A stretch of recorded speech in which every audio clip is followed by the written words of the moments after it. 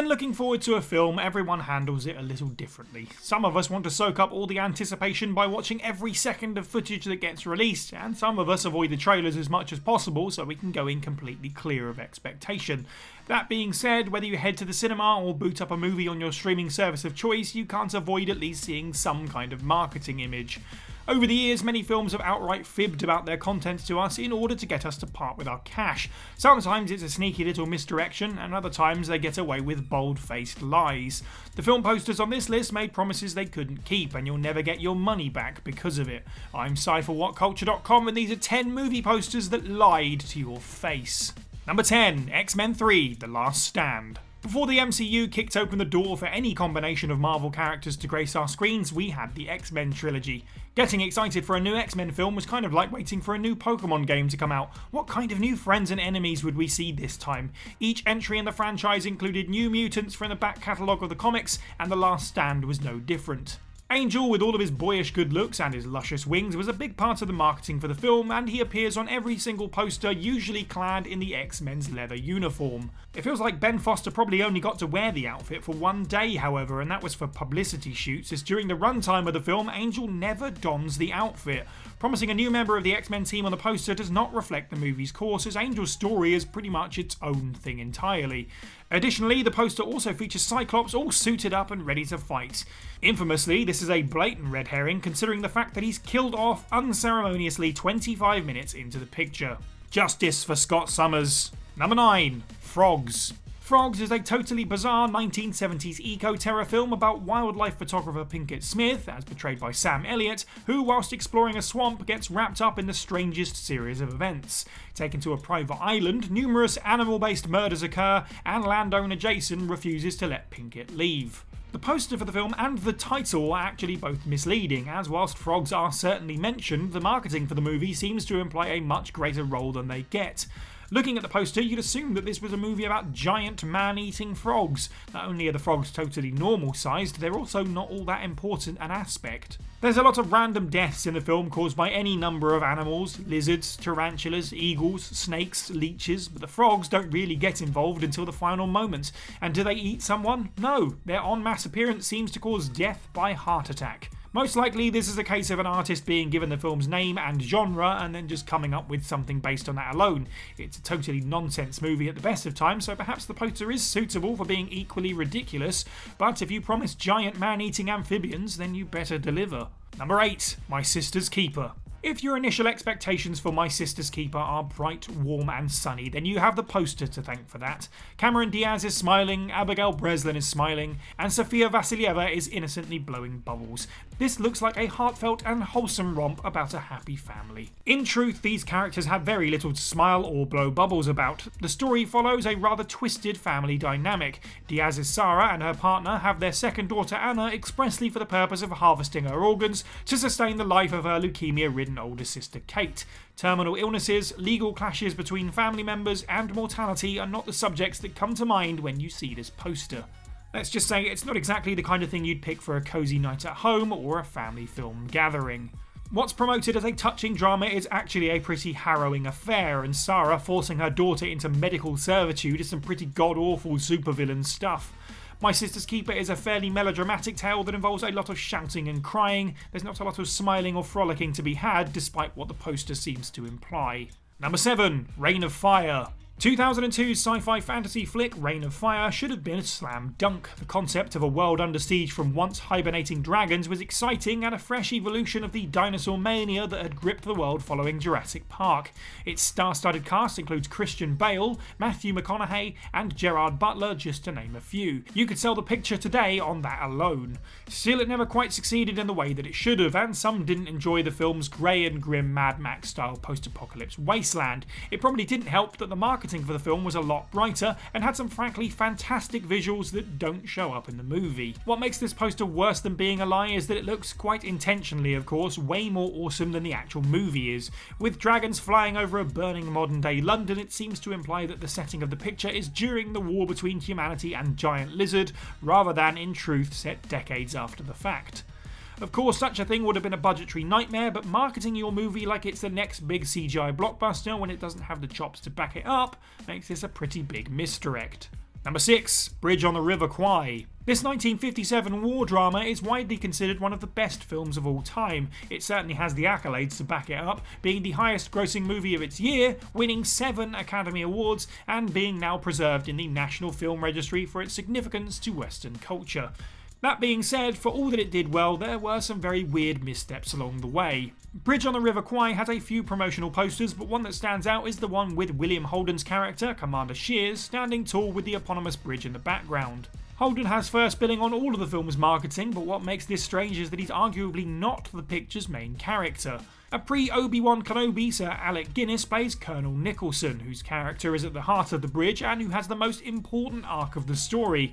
A British soldier who becomes obsessed with his labour to build the bridge, Nicholson ends the film by taking down his work in a final act of defiance.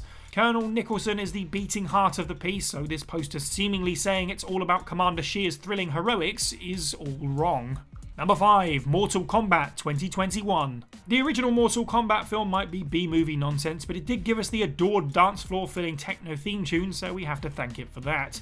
Mostly it was gloriously stupid fun, with the highlight being the fight scenes with the series mainstays Sub-Zero and Scorpion, even if they are brief. It felt as though the 2021 reboot of Mortal Kombat had this in mind then when the marketing for the film put these two characters in pretty prominent positions.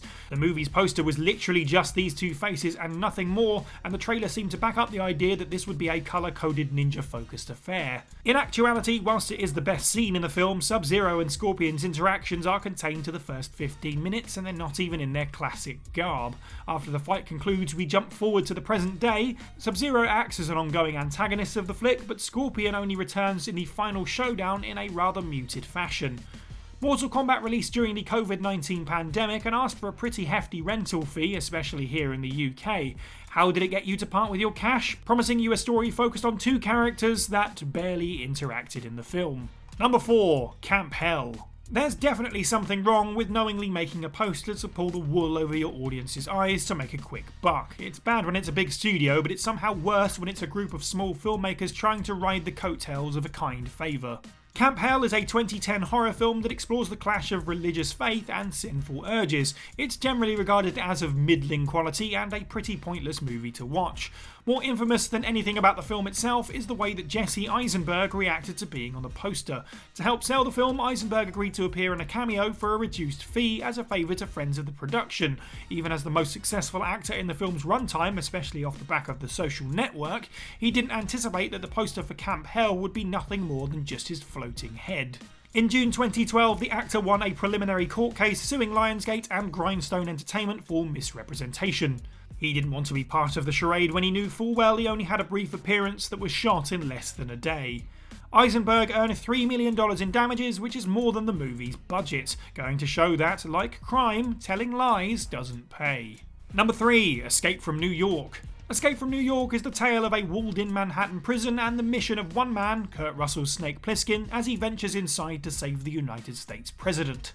The film's poster depicts Snake and company seemingly tried to escape a riot, with the head of the Statue of Liberty lying prone in a random Manhattan street. It's famous for multiple reasons. First of all, it's a really cool piece of art and the kind of thing you'd frame and hang on your wall. Secondly, it doesn't reflect a scene in the film, it's all made up.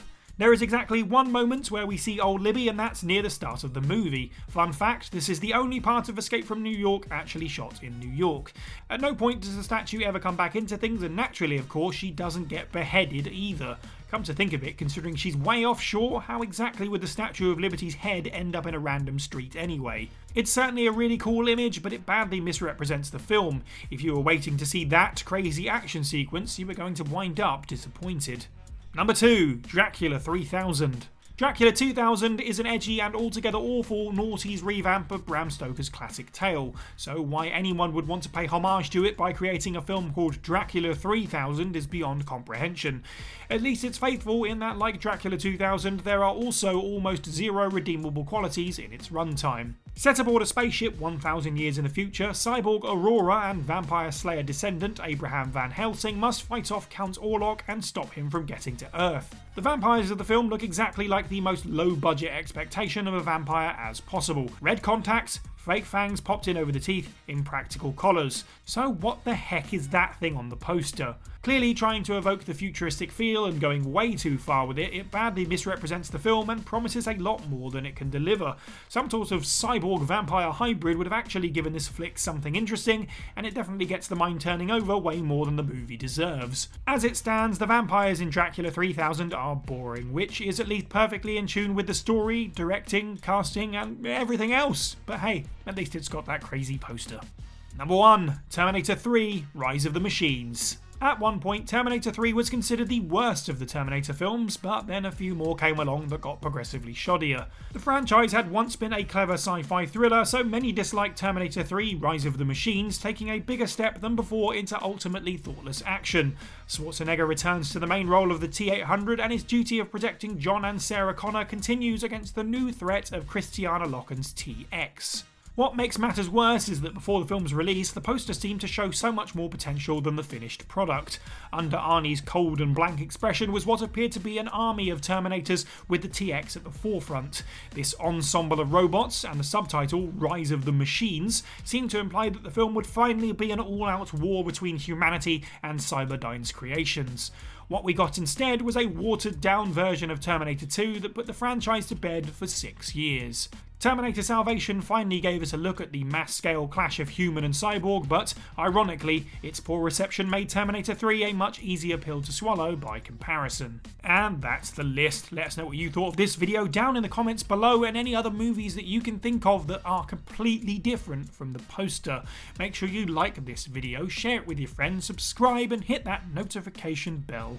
I've been Cy for What Culture, and have a good week.